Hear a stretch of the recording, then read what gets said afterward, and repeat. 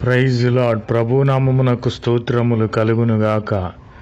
ఈరోజు పాఠ్యాంశము యెషయా గ్రంథము 43వ అధ్యాయములో నుండి ధ్యానించుకుందాము.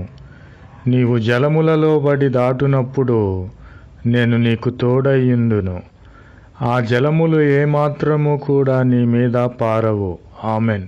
ప్రభునామమునకు స్తోత్రములు కలుగునుగాక.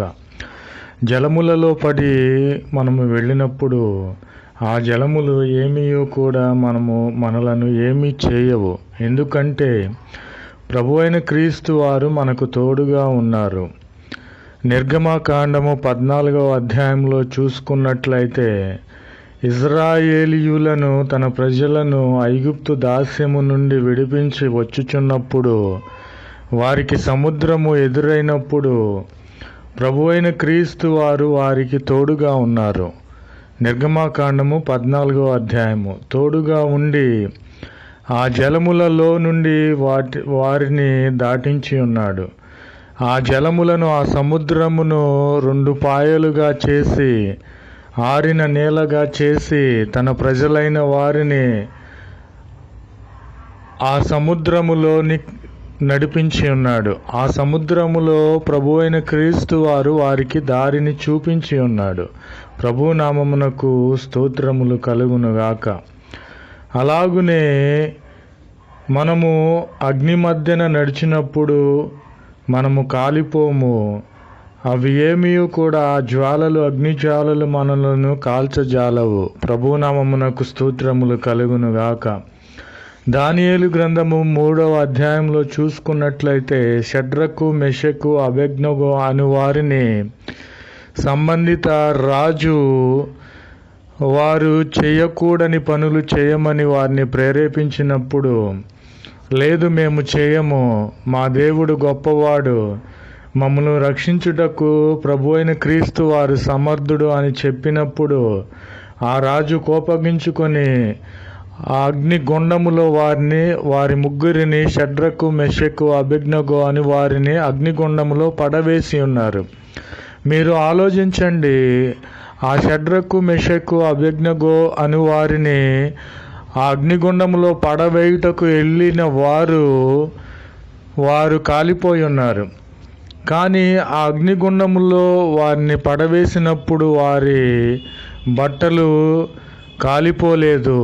వారి శరీరము ఆ యొక్క అగ్నివాసన రాలేదు. వారికి ఏమీ కాకుండా ప్రభు అయిన క్రీస్తు వారు 4వ వ్యక్తిగా వారితో ఉండి వారిని రక్షించి ఉన్నాడు.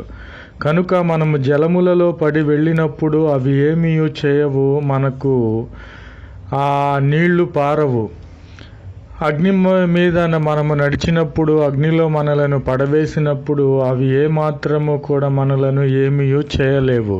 ప్రభునామమునకు స్తోత్రములు కలుగునుగాక. ఆమెన్. जय यीशु मसीह की।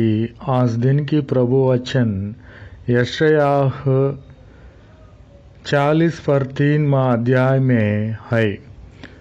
तब तू जल में होकर जाओ, मैं तेरे संग संग रहूँगा, और तब तू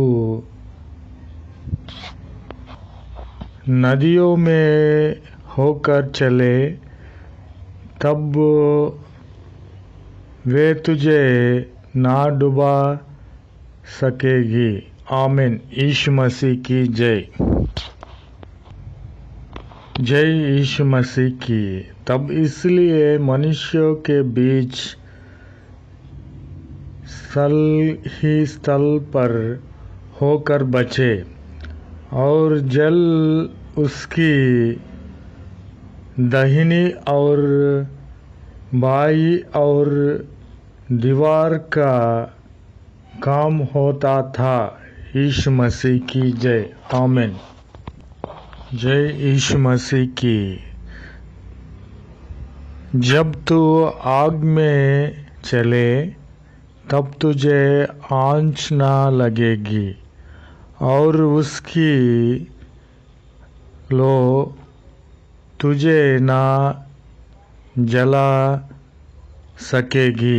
यीशु मसीह की जय। आमीन। और दानियल का 3वां अध्याय में फिर उसने कहा, अब मैं देखता हूँ कि 4 मनुष्य आग के पीछ खुले हुआ टहल रहे हैं। यीशु मसीह की जय। और उनके कुछ भी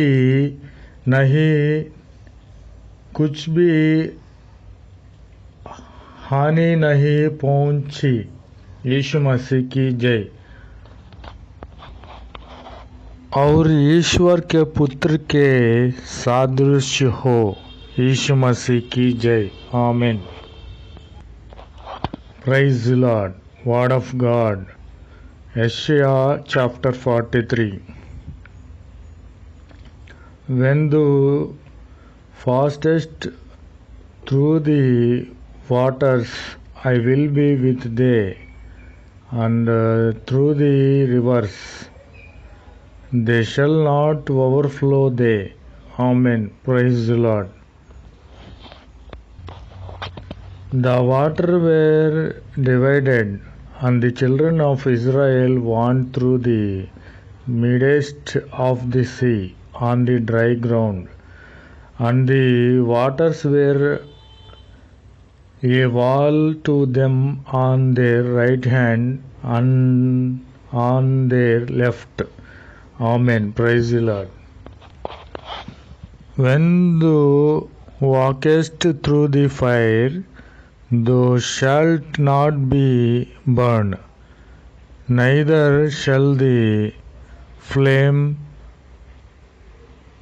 kindle upon thee. Amen. Praise the Lord.